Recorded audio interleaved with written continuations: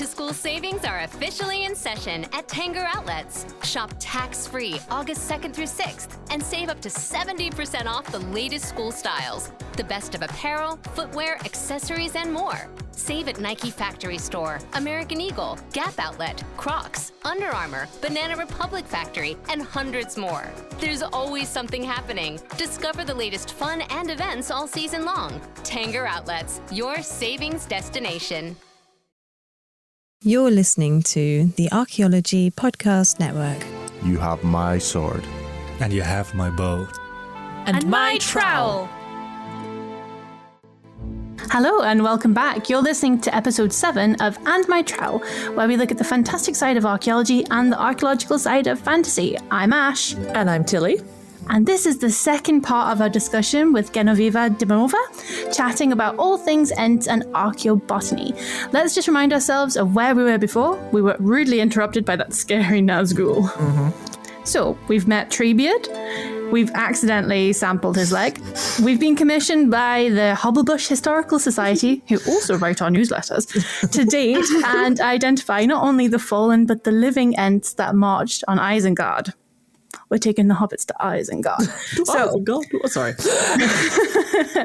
Now, Jen, we know a little bit more about Ents. Let's start to think about how we can tackle this problem over a pint. So, first of all, do you think this archaeological concept or any archaeological concept can be applied to fantasy? I think they absolutely can, because obviously the main purpose of archaeology is the studying of cultures.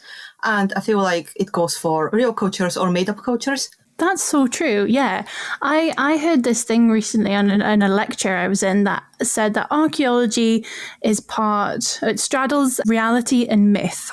And I quite like that, because we don't know everything, but we do know bits of it. Yeah. So yeah, the fact that we can apply to all different types of cultures and look at the study and activity of people, Ents, plants, everything, sentient beings, golems, everything. It's fantastic. It's interesting and it's engaging. And I mean, like you said in our very first episode, it's storytelling. Yeah, it is. It is storytelling. Yeah. It is. It's building narratives, absolutely. Yeah. I mean, it's an interpretation, isn't it? And you're interpreting that site and you're saying, oh, yeah, somebody once had a fire here. Somebody once ate a poisoned piece of cereal. What was it? Corn cockle. Corn cockle. Corn cockle. Someone ate a poisoned piece of corn cockle once upon a time and went a bit mad and had a horrible death. Oh, that's going to haunt me, Jen. That's going to haunt me. He didn't die. He was absolutely fine, I suspect. I mean, we didn't find any evidence he died. He pooped it out, and I'm hoping went along his merry way. Oh, God, right. I thought he died. Oh, I'm so glad then. He just pooped it out, and you thousands or hundreds of years later, it's in your desk. So how do you think no one knows what we're talking about? Listen to the last episode. Out of context, this sounds really weird. God, I've been having so much fun. Well, my colleagues might disagree, but I've been having a lot of fun with my little assemblage of medieval poop. I have been keeping it on my desk and reminding people during lunch break, oh, by the way, my poop's here.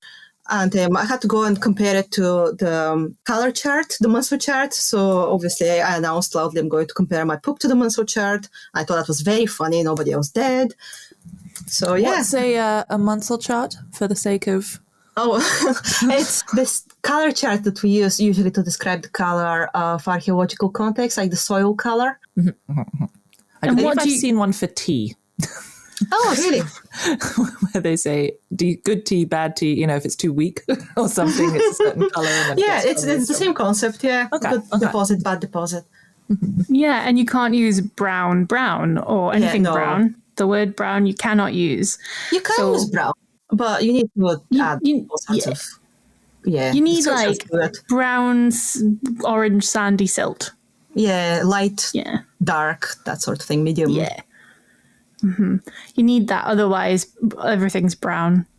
And does that mean that you have to, so speaking as someone who hasn't had that much experience with excavation archaeology, do you know all of the colours in your heads as you're digging, or do you have to have the Munsell chart there to refer to? Jen, I'll let you answer that.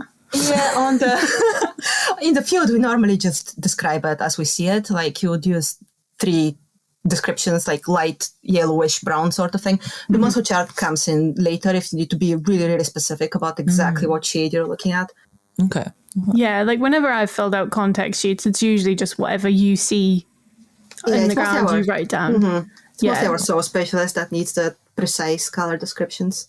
Yeah, exactly. That must be so hard. I mean, how biased must that be, though?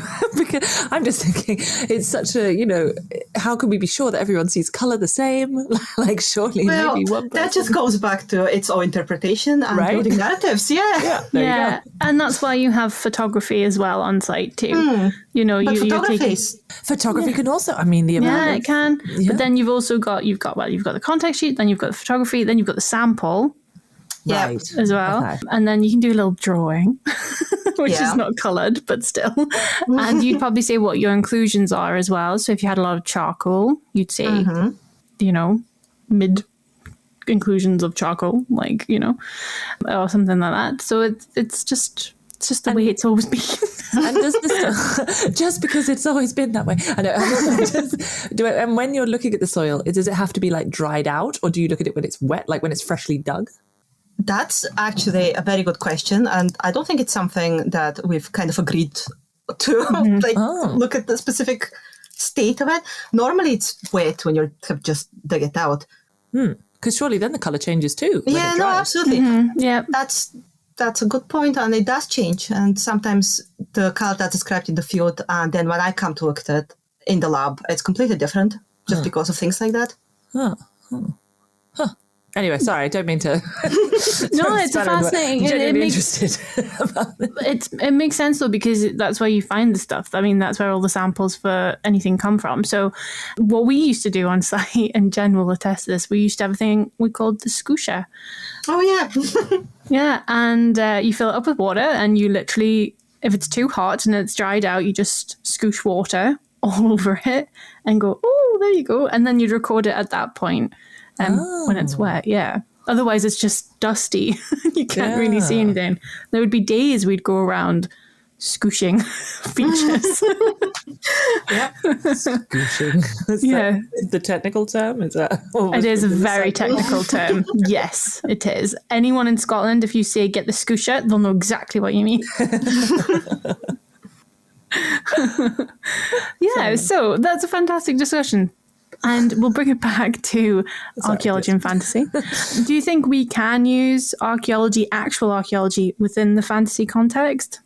I don't see why we wouldn't be able to. I feel like archaeology is a broad enough discipline, and I think we can use exactly the same methods that we use for real cultures, that we could use the same ones for fantasy cultures. Yeah, exactly. Tilly, do you have any examples of stuff like that? Well, I do actually. I can't remember if I've already talked about this in an earlier episode. I think I did, but I'll mention it quickly again. That one of my professors at university used to give an annual lecture on the archaeology of Middle Earth, but it was as if, Middle Earth was an actual place. And it's like, oh, well, what kind of ones do we do? So my favorite memory was that she mentioned a lot of things, and I can't quite remember all the details. But one thing I can really remember was she talked about how listening to folklore seems to be a theme in these episodes with Jen. Listening to folklore and sort of more ethnographic accounts, hearing the histories, hearing the songs can sometimes be very important, and that can give you context to the culture and the background and the historic references. And then she played a clip of the dwarves singing the Misty Mountains song in the Hobbit film, which was just amazing, and everyone there was going, oh my god, because we were all complete nerds. But, yes, so I quite liked that idea. But I'm curious, what for you two, what would, if you could be an archaeologist in any fantasy world? I think Ash, you might have already answered this one, because I think I also asked this in the first episode, but maybe Jen, if you could be an archaeologist in any fantasy world, which one would it be? Oh, that's really hard. I don't want to repeat myself, so I'm not going to go Discworld, even though I think you can find some fascinating things there. I might go with The Witcher, actually, because I feel like I'm quite knowledgeable about Slavic folklore, so I feel like I'll be quite able to interpret all the strange things that I find. I'll be able to go, oh, this must be because it was haunted by Kikimora or whatever. So I feel quite prepared to be an archaeologist in the Witcher world. Isn't that what you said, Ash? Yeah, I did. Did you? Well, team again. We've worked together before and we can work together Team again. up. It'd be great. Yeah, no, completely. I think I can totally see you as like a cool archaeologist sorcerer. Like, I was just going to flowing say, rocks. I feel like being an archaeologist is kind of a safe option in the Witcher world because you don't have to fight. Yeah, So- we'd be a side quest. Yeah. Wouldn't we? I was like, help the archaeologist. Oh, I can't find my trowel on the battlefield. Can you help? I don't know. That's exactly what we'd I be. mean, let's be Yeah. honest though, if they introduce that into like the Witcher games and everything, there is a big audience for that in the archaeological community. I'm Oh, pretty definitely. sure every archaeologist in the world will be like, yes, I'm gonna I need play it. I need it. Yeah, no, exactly. And I've got another example. There was the archaeology of Skyrim. Oh, as yeah. well. People dive into games as like archaeogaming and things, Yeah. where you can go in and see and like immerse yourself in the world, but you know it's through the game instead of a book or a fantasy scenario or a real scenario. Sorry, that you know you can do. So that's always really fascinating as well. How people can use gaming and stuff like Assassin's Creed. They use it quite often in order to reconstruct certain time periods. They work with archaeologists all the time in order to get that city or that landscape correct. I didn't know that. There's- That's really interesting. There's a really interesting project. I'm not sure if it's still ongoing, but it was ongoing for a while with one of my colleagues at Leiden University, was actually got a funded postdoc position, working for a project called Value, and it looked at gaming, archaeogaming, basically. And it also looked at like actual like archaeological board games and sort of as in historical games, you know. So evidence of games from the past, but it also looked at gaming as in video games and that kind of thing, but from the archaeological perspective. And they have this, I think they might have kept it going as sort of a fun thing. They would stream the games and have someone playing the game, but also commenting on the archaeology of it. Yeah, I actually think I watched one of those streams. It was Far Cry Primal, which was set in the Paleolithic in Europe, very beginning of the Paleolithic, and they were looking at what was like accurate, what was not. Like sometimes they had some animals that definitely weren't accurate, and then they had like, but it was interesting to see that their culture and how they'd sort of reconstructed that and what kind of archaeological like artifacts had popped in and stuff, and how much they'd actually gone in depth with it. And they were kind of walking around, not really playing the game, just sort of walking around the landscape, like, oh yeah, no, that's possible, or no, that's what is that? Why is there this tiger here? Like, you know, stuff like that. So it's quite fascinating that you can actually do that with a completely fictional world. Well, and things like D&D, I'm pretty sure, like, they could include, you know, what is it, bard, barbarian. If they included archaeologists, like, they'd have a lot to do, I think, you know, in D&D, because so much of it is based on history and, you know, learning the lore and all of that kind of stuff. If you could put me in Baldur's Gate 3 as an archaeologist, I'd 100% be there. Like, I'd be like, hi, Asterion, how you doing? Are you there to work, Ash? Yeah, obviously. He's a vampire. He has historical knowledge. Like, I could use that, right? Well, yes, yeah. Works some of the time. Anyway, so we've sort of come to the conclusion that yes, you can use fantasy elements in archaeology, and you can use archaeology in fantasy. But how do you think, in general, it can help archaeological discussions to look at fantasy worlds and build upon that? Tilly, I'll go for you. Go. Okay. I was about to say, I have so much to say about this, but I don't want to dominate the thing. Well, because, I mean, I'm, as you probably are aware, a big promoter of trying to make archaeological kind of discussions and interpretations and knowledge in general very accessible. And I think that one of the easiest ways to do that is, well, that's why we started this podcast, right? Like, it's because I think one of the easiest ways to do that is to kind of demonstrate things through things that people are already very familiar with. And there was, a really interesting discussion that I saw somewhere about how you learn, even if you're sort of a big professor, you know, or something, quite a lot of the very, very, very base knowledge that you've learned probably comes from some fictional book that you read when you were little, you know, about the Romans or something like that. And so your kind of base understanding of history and of the past and of those kind of things are quite ingrained in what you have learned and what you have read growing up. And I think that then fantasy, we've talked about it, right? There's so many aspects of archaeology that you can talk about with fantasy. And I think that if you do it in a fantastical sense, also similar to what Jen said last episode about the amazing thing of Terry Pratchett's Discworld, see how I'm managing to rope that back into this episode as well. He is able to talk about really big world issues through a fantasy story. And I mean, one of my favorite things about Discworld is that technically if you took the fantasy out, it would still be an amazing story. Mm-hmm. And I know that not all fantasy is like that, but still I think that that's really, that can also be done with archaeological discussions. You can use kind of fantastical examples to provide, I guess, a more nuanced discussion of issues in archaeology, issues in the world, issues that are something to do with our past. Anyway, yes, that's what I think. Yeah, I think that I completely agree with you, Tilly. I think we should raise a toast, actually, to the future of archaeological fantasy. Oh, actually, we're out of drinks. Is it my round again? Yeah, you need to go get it. I'm not doing it. Right, I'll be back in a minute. Okay, right. Give us a minute and we'll just refill our tankards. Welcome back and cheers! Cheers! Cheers! Thanks for getting me the right pint this time, Tilly. Yeah, sorry. I didn't realise that it was half pints when you did it before. Oh, God. Half pints?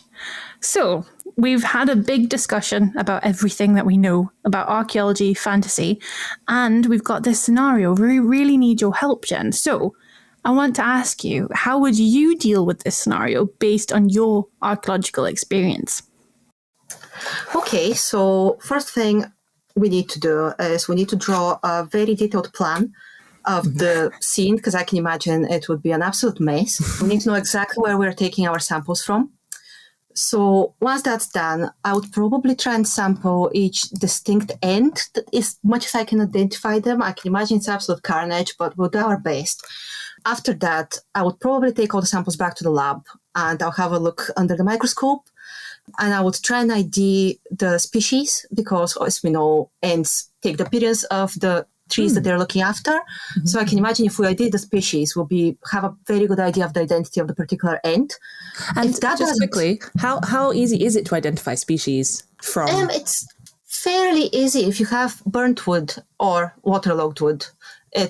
Each tree has its own separate cellular structure that you can identify under the microscope. So it's literally just matching patterns. Okay. Okay. Okay, I'm sorry for interrupting. I was just curious. That's fine. Right. After that, if we still have some questions we're not sure, I would probably want to take dendro samples. And I think that's where things might get a bit tricky and we'll have to be very diplomatic because... And what are dendro samples? Dendro samples are, well, I'll probably go for cores. So a core is you literally take a drill to a tree and you take about 5 millimeter core out of it, and it doesn't harm the tree, but I can imagine approaching an Ent with a big drill will raise some questions. But I feel like if we explain to them that that's the best way that we can identify them and also their fallen comrades, I feel like they would agree. And the main purpose of it is that we use it to build our dendrochronology. Essentially, what you do is you take a sample and you count tree rings. And the idea is that every tree ring represents a year of the tree's growth. And if the tree was growing in good conditions, it will be a big ring. Obviously, the tree grew more. If the tree was growing in poor conditions, it will be a smaller ring. So by tracing the sequence of rings, you can go back to the exact year when the last tree ring was laid. So when the bark is, when the tree died. Mm-hmm. And so that's how I would go about it. So why would it be necessary to then take samples from the living Ents? How would that help us in this dendrochronology thing? That will help us because we'll know that the trees have grown in the same forest. So if we have a tree that is dead, and for example, we have the last 5 rings that then correspond exactly to 5 rings in a living tree, we'll be able to compare the living tree sequence to the dead tree sequence, and that will help us get a more precise date. Oh, so you almost have like, if you have like one piece of paper with like 10 lines on, and then the top 3 lines are the same as the bottom 3 lines on another bit of paper, then you can kind of make a whole. Oh. That's exactly it. Yeah, that's how we build dendrochronologies, and that's how we do it nowadays as well. We still sample living trees. Okay, but what about if there's, are there any bits missing, or are you able to just kind of go, like, is it pretty solid, the dendrochronology? I mean, what if, for example, we're looking at the Ents and then there's like, but we don't have any bits in between this age? Well, hopefully that won't happen. I'm hoping it's always a possibility. But I feel like hopefully with enough samples, we'll be able to build a pretty solid chronology. So I have 2 questions. The first is, how would we be able to tell between an Ent and just a normal tree? Good question. That is a good question. How would we be able to? I would expect that there would be some difference in the cellular structure. I would expect that it might show up in the dendro samples as well, because, as I said, the conditions of the tree are affected. You can see them really clearly in its dendro structure. So I feel like if a tree made poor decisions, it will have some very short, very thin rings in there that you'll be able to say, something's not looking quite right here. Or if it traveled somewhere, which non-living tree obviously can't do, I feel like you'll be able to, again, spot that. Yeah, of course. Yes, you would be able to, suppose, Yeah, you can see like environmental effects then as well on the trees. Yeah, absolutely. You can see things like volcanic eruptions. You can see like a really rainy year. You can see a really good year. So we could really see the impact of what's been going on in Fanghorn Forest for generations, perhaps years, when the orcs have basically been cutting them down and using them and burning them, and we could see that impact in the growth of the surrounding Ents in that forest. You should be able to, Yeah, that's fantastic. But so based on that, because obviously trees, they sort of grow in the same place and therefore it's unlikely that they'd move from place to place. But were Ents always in Fangorn Forest, or did they come from somewhere else? Do we know this? It seems like they came from perhaps somewhere else. Okay. So the story of the Ents sort of begins then they're the trees of the great forest, and during the Age of Stars, they're under threat. And so these great spirits that are created upon request of Yavanna, they come into the forest to live among the trees and protect them. And as they kind of nurture these trees, they later evolve into looking like the trees, and then they're known as Ents. But presumably then the sort of earlier layers, if you would do a dendrochronological sample, wouldn't actually look like trees then. Yeah, presumably they'll look like people, which is kind of creepy. Right? Can you imagine looking at a plant sample and being like, ooh, that's a blood cell. Oh, no. That would be really, worrisome, actually. Right? Well, I suppose if you're an archaeologist in Middle-earth, you have to kind of expect that thing to happen. Yeah, true. And it actually reminds me of the Naomi Novik thing with the trees engulfing humans. So, yeah, that's very interesting. My second question would be, could we get like IDs from them? Could we actually identify a downed, fallen Ent as someone that the living Ent would know, and then we can get like a kind of a not a human ID, an Ent ID from them to can repatriate them properly and give them the burial right that they deserve? I suppose it would depend on if the living Ents know the exact age of the fallen Ents. If we're using the dendro samples, or if we're going by species, if there's only one Ent looking after one species, then we'll definitely know that's that Ent. But if there were several, then it might be a bit difficult to differentiate between them. I feel like from what you said earlier, Ash, that there probably is only one per species. Yeah. I'm not sure, actually. Well, that would make things easier. That would make a lot of things easier. Yeah, it would. And I suppose they kind of look, well, they don't look similar, I suppose, do they? So the remains that we would find would probably be identifiable. But I was thinking more just on a kind of cellular basis. Yeah, that's what I was assuming, that they are burnt down and like unrecognizable. Yeah, but that would be quite interesting, because I think the Hogglebush Society of Fanghorn Forest would actually really like that, to be able to identify the Ents who have fallen and kind of have that record of them sacrificing themselves for the greater good as they march on to Isengard. And in terms of, so this dendrochronological, honestly, I can't say this word. Dendrochronological. Where's the emphasis? Chronological. Dendro, like a tree, chronological. Yeah. Dendrochronological. There you go. There you go. You got it. I was trying to put the emphasis on the cr, and I don't think dendrochronological, and that just doesn't work. Okay, right. Native English speaker here.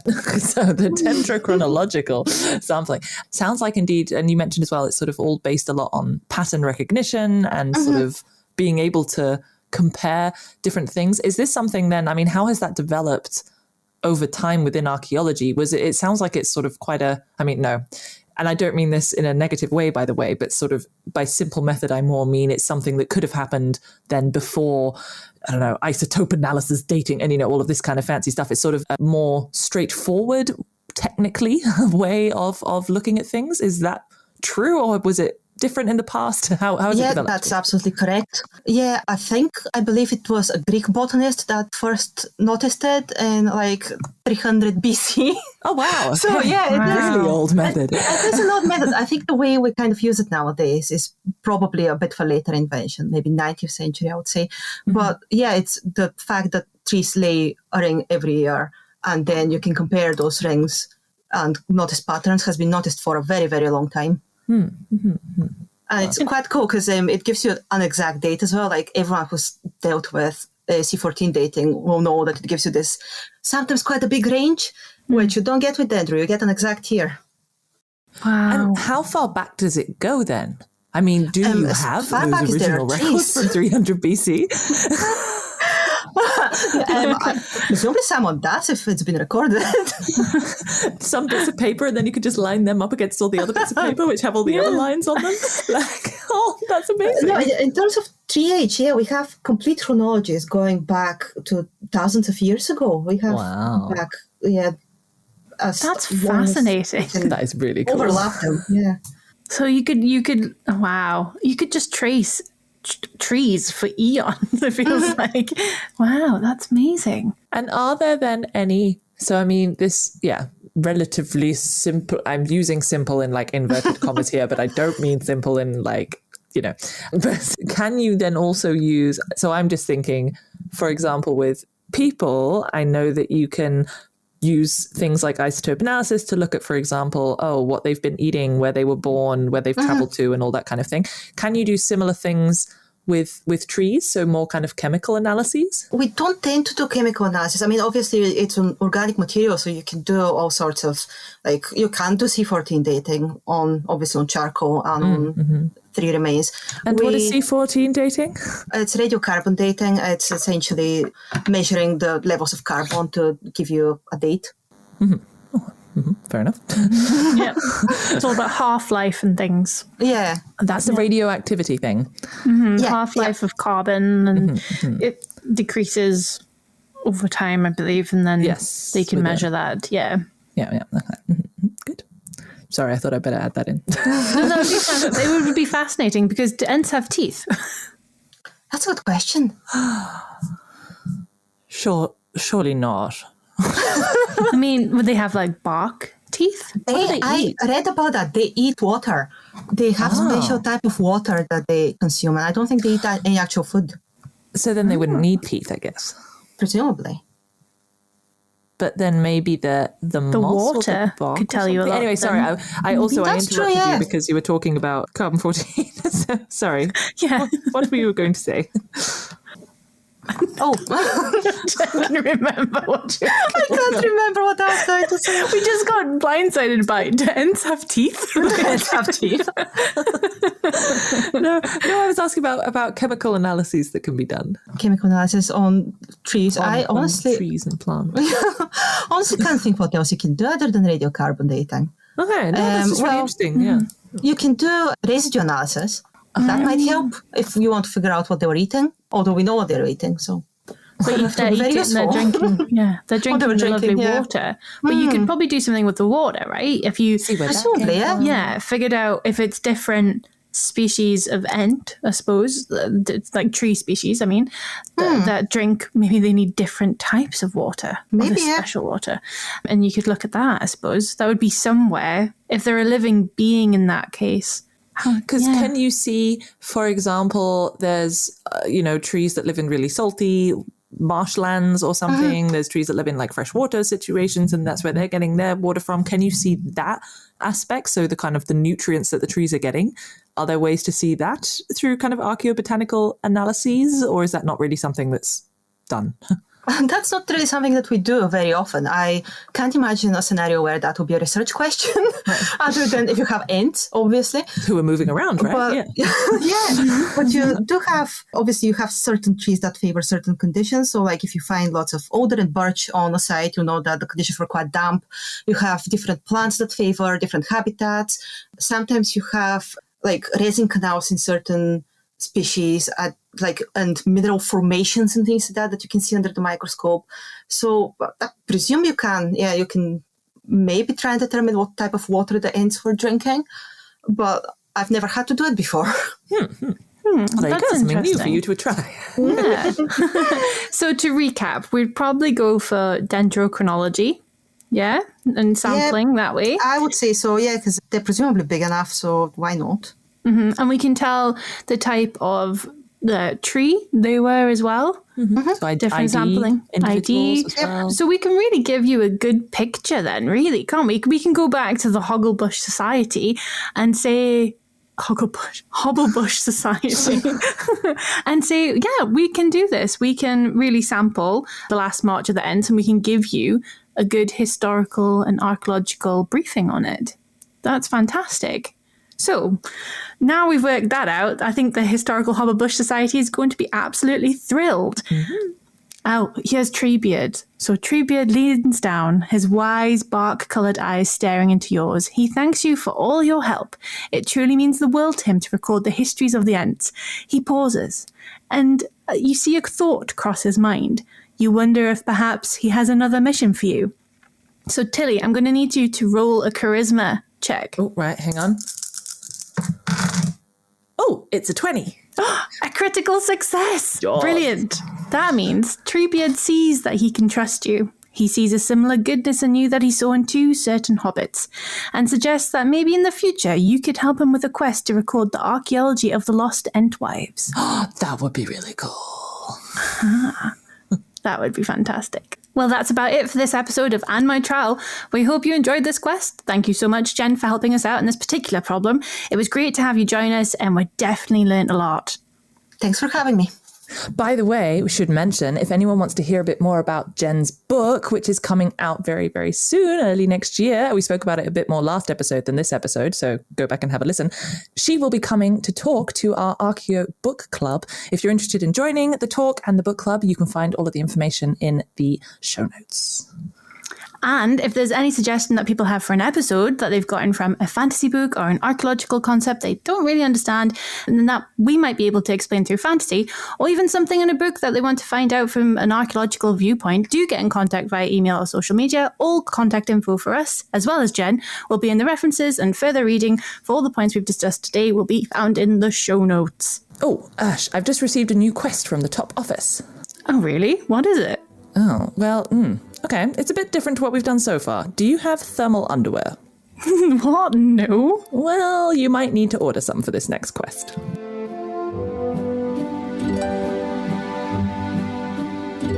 This episode was produced by Chris Webster from his RV traveling the United States, Tristan Boyle in Scotland, DigTech LLC, Culturo Media, and the Archaeology Podcast Network, and was edited by Rachel Roden. This has been a presentation of the Archaeology Podcast Network. Visit us on the web for show notes and other podcasts at www.archpodnet.com. Contact us at chris@archaeologypodcastnetwork.com.